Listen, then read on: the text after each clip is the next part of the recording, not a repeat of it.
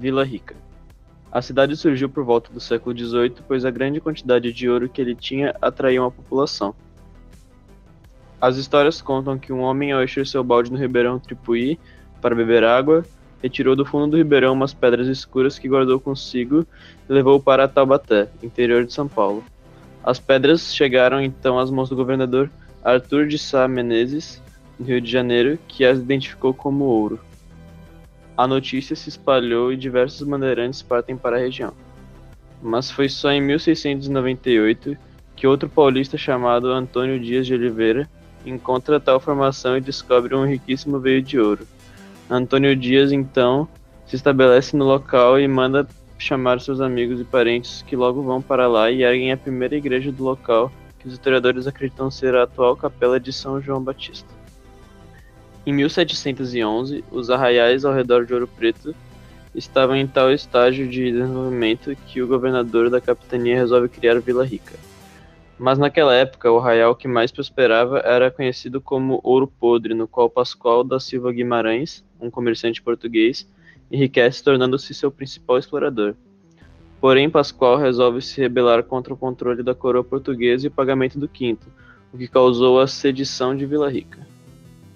O governador, para dar uma lição, manda enforcar o fiel partidário de Pascoal, Felipe dos Santos, além de incendiar o arraial de Ouro Podre, fazendo com que o local fique ainda hoje conhecido como Morro da Queimada. Conforme os arraiais foram crescendo e ficando mais próximos, foi formado o núcleo de Vila Rica, composto pelo arraial de Ouro Preto e o de Antônio Dias. Daí até 1760, Vila Rica e os arraiais próximos experimentam um crescimento sem precedentes. A cultura e a arte se desenvolvem como nunca e a riqueza das edificações e das festas populares marca uma época gloriosa para a região.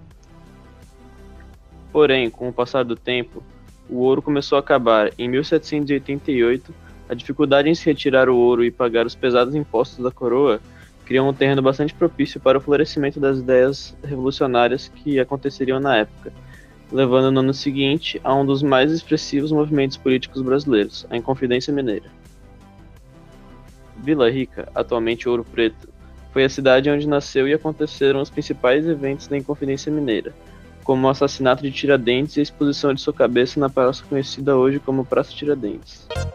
A Inconfidência Mineira foi um movimento de caráter separatista que ocorreu em Minas Gerais no ano de 1789.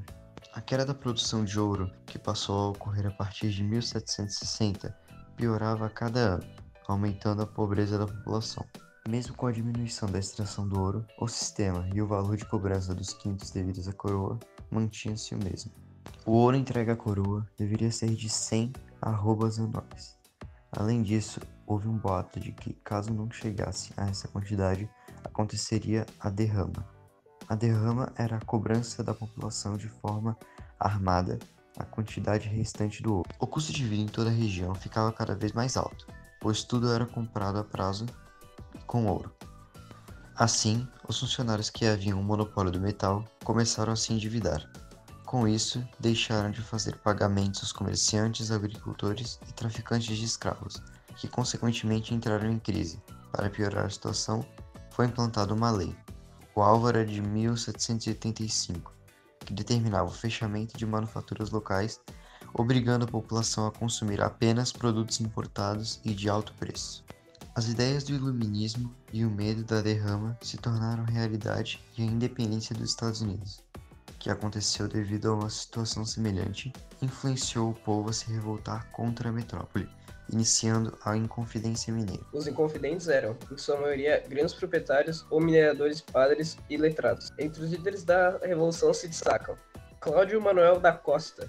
Vinha de família enriquecida da mineração, havia estudado em Coimbra e foi alto funcionário da administração colonial.